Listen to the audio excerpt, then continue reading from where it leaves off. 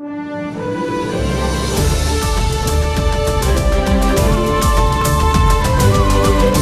فاتح على حسابك والله.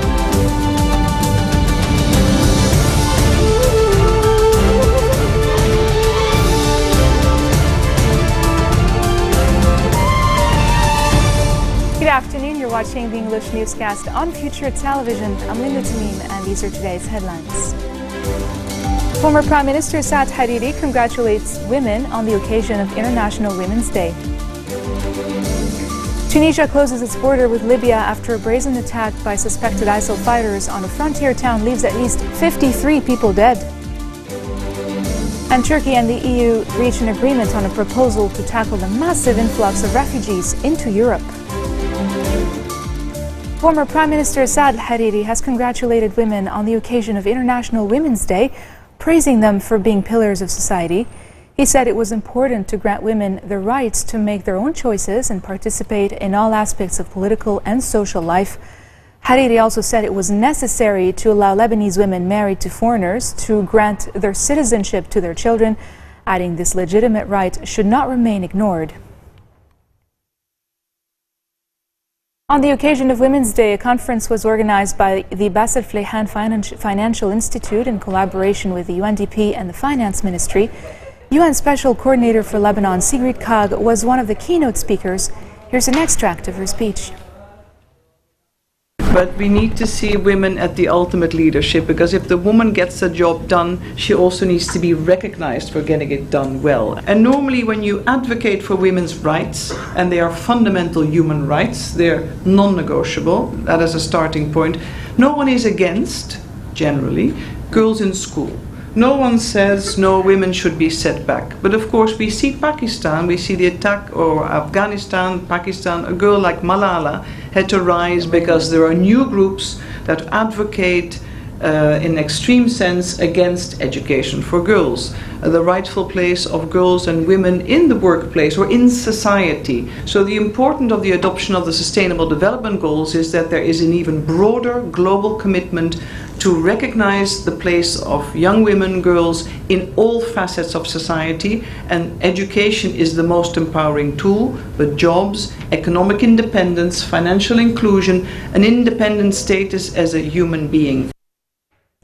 On the occasion of International Women's Day still, the Institute for Women's Studies in the Arab World, in collaboration with the National Commission for Lebanese Women, has hosted a roundtable discussion entitled Women in Municipal Councils in Support of Local Development.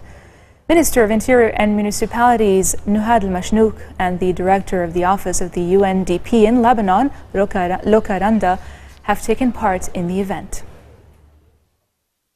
I have to say today, as International Women's Day, there is a number of events in Beirut and around Lebanon that are celebrating this day. It's a good opportunity to recall all the progress that the country has made in advancing on gender equality, and particularly equal citizenship, but also to reflect what still remains to be done. The speakers behind me have touched on a number of issues. The UN collectively is very much engaged in contributing to the advancement on gender equality in the country. I want to just mention that we were very much involved in the formulation of the law on domestic violence. We continue to advocate for the right to pass nationality, and of course for increased participation in the economy. And one of the issues that I'd like to touch on today is the increased representation. It is a good moment to do that as the country is heading towards municipal elections. We very much hope that actually the elections will take place, and I want to really highlight and congratulate the Cabinet for taking the steps in approving the budget, and of course Minister Mashnouk and his team for taking very concrete steps for the preparation. Kataib Party leader Sami Jmail has announced a draft law that would decriminalize adultery in an effort to create equality between men and women in Lebanon's penal code. Announcing the draft law on the occasion of International Women's Day, Ismail said that while men in Lebanon easily file complaints against their wives and imprison them for adultery, it was rare for women to do so over social stigmas. Instead, women are more likely to file for divorce if they catch their husbands cheating on them. Ismail clarified that not punishing adulterers did not mean legalizing the act, but the law instead aimed at taking the act out of the scope of criminal law and putting it under personal status laws. With the absence of a united civil law in Lebanon for all sects, the personal status system rules over things such as marriage, divorce, and inheritance, where citizens have to refer to their religious authorities. Free Patriotic Movement MP Ibrahim Kanaan says people have the right to know everything related to the trash scandal. During a press conference after chairing a parliamentary finance and budget committee meeting, Kanaan said, quote, at least 60 to 65% of the waste should be recycled, and this is what wasn't happening before when only 10% was being treated. Last week, Kanaan urged parliamentary blocs to carry out their responsibilities to facilitate solutions to the crisis in accordance with the law, emphasizing several times that the matter was not political but was rather linked to reforms, as it has a direct impact on the health of all the Lebanese. He said the committee's meetings will be able to shed light on the points that need to be rectified. And coming up next, women all around the world are marking International Women's Day. Stay with us.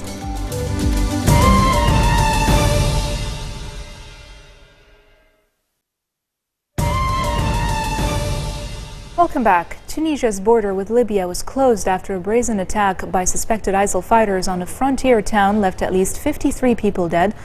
Gunmen attacked the eastern town of Ben Gardan on Monday, and fighting continued past nightfall. Tunisian Prime Minister Hassid Essid said the assault was an ISIL attempt to carve out a stronghold on the border. Tunisian Interior and Defense ministers traveled to the town to oversee heightened border protection operations. The attackers simultaneously targeted an army barracks and police posts with heavy weaponry, including rocket-propelled grenades. The government consequently imposed a curfew in Ben Gardan. Turkey and the EU have reached an agreement on a proposal to tackle the massive influx of refugees into Europe. Donald Tusk, the European Council president, said the leaders had made a breakthrough that sent a very clear message that the days of irregular migration to Europe were over.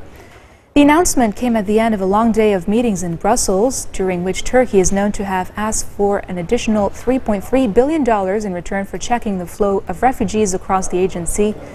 The next step involves the presentation of the proposal to EU leaders at a key European Council meeting due to be held on March 17th and 18th.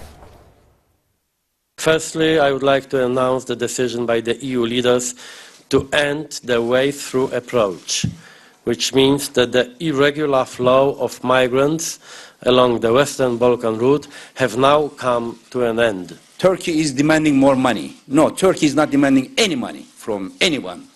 Turkey is spending from national budget for the refugees. I want to make it clear. We are demanding fair burden sharing for Syrian refugees. There will be no longer an incentive for Syrians to pay criminals to smuggle them across the Aegean. Doing so will not only land you back in Turkey, but will put you on the bottom of the list for resettlement. I am against any restriction regarding freedom of speech and media freedom. And in Turkey we have a very dynamic media based on heavy criticism, if needed, against the government. The freedom of press is and continues to be a key condition to be assessed in the accession process, and there is no change to that. The UN, however, has expressed concern about the deal. In fact, it said it had reservations about any deal involving the blanket return of all individuals from one country to another without their protection under international law being spelled out adequately. Yes, collective expulsion of foreigners is prohibited under the European Convention of Human Rights. So an agreement that would be tantamount to a blanket return of any foreigners to a third country is not consistent with European law, is not consistent with international law.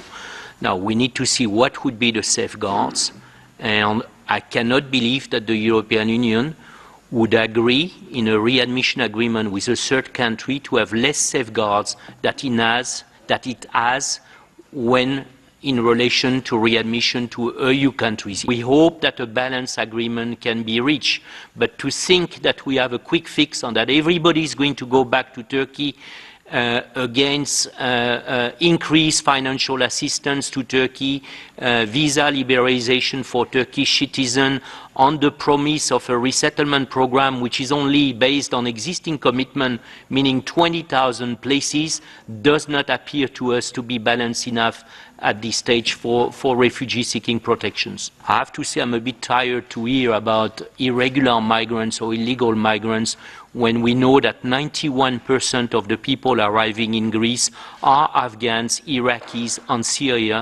Syrians fleeing for their life, fleeing because of the conflict or fleeing because of the human rights violation in their country. They're not people that are looking for a better economic future. They're people that are fleeing those conflicts that are still unsolved today. Former New York Mayor Michael Bloomberg said he will not mount an independent bid for the U.S. presidency and criticized Democratic and Republican candidates for catering to the fringes of their parties. A billionaire media mogul who combined business-friendly fiscal policies with liberal views on gun control and other social issues, Bloomberg could have potentially appealed to centrist voters in a year when candidates from the far left and the far right of the political spectrum have gained traction. Democratic presidential candidates Bernie Sanders and Hillary Clinton reacted to Bloomberg's stance. Have a listen. Well, you know, that's his decision. What does concern me, Brett, on a broader scale is Mr. Bloomberg is a billionaire. And I think it's a bad idea for American democracy that the only people who feel in many ways that they can run for president are people who have so much money. One of the things that we believe in this campaign is to overturn this disastrous Citizens United Supreme Court decisions so all people can run for office, not just people who have a whole lot of money. What I meant by that is that in African American communities you have people who are living in desperation, often being abused by white police officers. That is a bad thing, and that has got to change, and that's why I'm fighting to reform a broken criminal justice system. But I know about white poverty. It exists in my state, it exists all over this country. In the richest country in the history of the world, we have more income and wealth inequality than any other major country. We have too many people living in poverty. We have got to change our national priorities. We have got to deal with that issue. Senator. Well, I have the greatest respect for Mike Bloomberg. We worked together during the 8 years I was in the Senate. He was elected, as you know, shortly after I joined, and he has to make his own decisions. But I look forward to continuing to work with him and finding ways that he can show leadership, which he has done so well over the years. For this year's International Women's Day, Google has asked girls and women in 13 cities around the world to complete the sentence, "One day I will." It then created a video doodle featuring 58 inspiring women and girls. Check it out. One day. One day. Eines Tages. One day. One day I will live in the Queen's Castle. One day I'll open my own lab. One day I will have a restaurant with my son. One day I will visit all the libraries in the world. One day I'll go to work and be judged on my abilities, not my appearance. One day we will see every girl in school. One day I will give voice to those who can't speak. One day I will run my own music management company. One day I will make women everywhere more financially confident. One day I will understand how our brain works. One day I will discuss the environment with Pope Francis. One day. One day. One day. One day I will empower women through my videos. One day I will live in a world where women become the queens they truly are.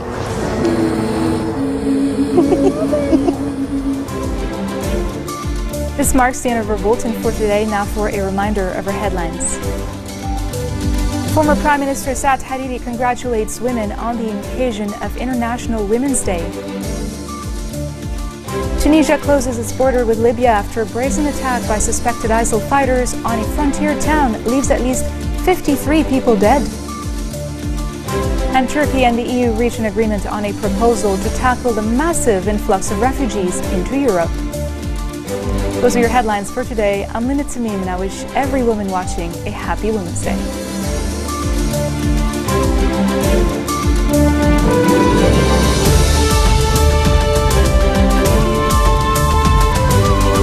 اليوم فتح على حسابه حزب الله